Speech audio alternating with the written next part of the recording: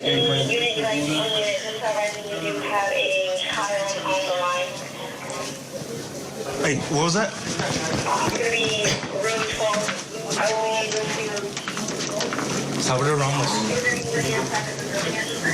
Room 12? Where's room 12? Well, it's not the same building, it's the under. Salvador Ramos.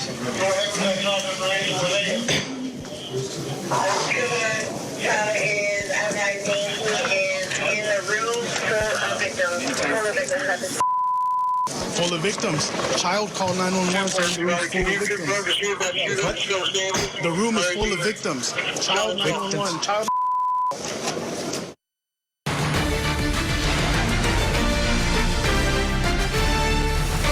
May 24th, 2022, a day of tragedy and heartbreak for the Uvalde, Texas community. That's what we were showing you just there. 21 students and teachers were brutally gunned down at Robb Elementary School.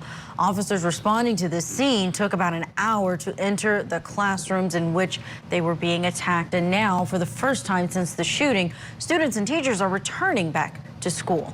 This tragic event is all too familiar to the children who have survived another tragedy, the Sandy Hook shooting back in 2012. And today, those survivors have a unifying message for the students of Robb Elementary as they return back to the same school where it all happened. Well, I was in second grade at the time, and everything was pretty normal. We had gone into school just fine, everything. We had sat down in the classroom. We were in our circle for morning meeting, and that's when everything started. Like, that's when the bullets started. And I remember being grateful that I was farther away from the door because I thought that the kid that was closest to the wall was going to get shot first. But, you know, we all just kind of were just in shock, in the state of shock. So many people were handling it different ways. Some people were turning to humor. Some people were just sobbing. We never really assumed that this was gunshots because we didn't have exposure to that. But I remember looking at my teacher's face and how just terrified she was and how, you know, sternly she told us to go sit by the cubbies. And even like when the police came to get us, they knocked on the door first and said, like, this is the police, like open the door. And we all screamed no, like we didn't want to let him in. We didn't know if it was like the bad guy pretending to be the police. We just didn't want to take that chance. And so like every single kid in my class screamed no. And it was so heartbreaking to hear like a bunch of little kids screaming no. But thank God we opened the door and it was actually the police.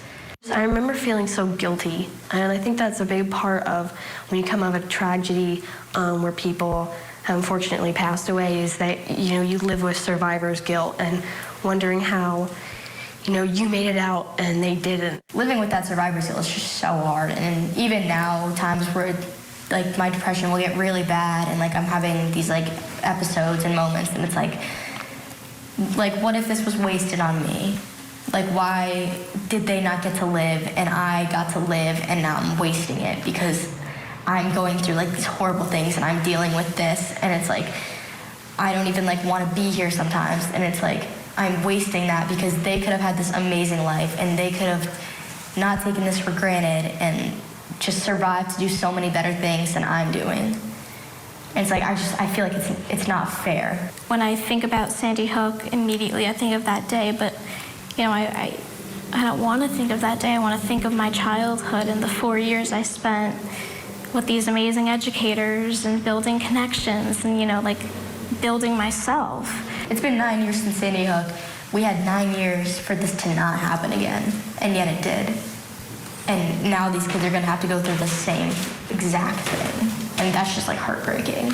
I just think that it's so important for these school districts, after stuff like this happens at a school, they need to make sure that they are doing everything they possibly can, you know, taking any donations they get and putting it toward making sure that students have mental health support. The biggest piece of advice I can say is find comfort in, you know, your loved ones, especially classmates, you know, because they have that shared trauma. Don't bottle things up, you know, talk to your family, your friends, because it's so important to talk this stuff through and know that their feelings are validated. It's like to not feel shame about where you are in your healing process. Don't compare yourself to others. Don't feel invalid because someone may have it worse. You know, I think that just not feeling ashamed, not feeling like what you went through wasn't valid, that's a huge part of coming to terms with what happened. And, you know, just be kind to yourself. Heartbreaking all around.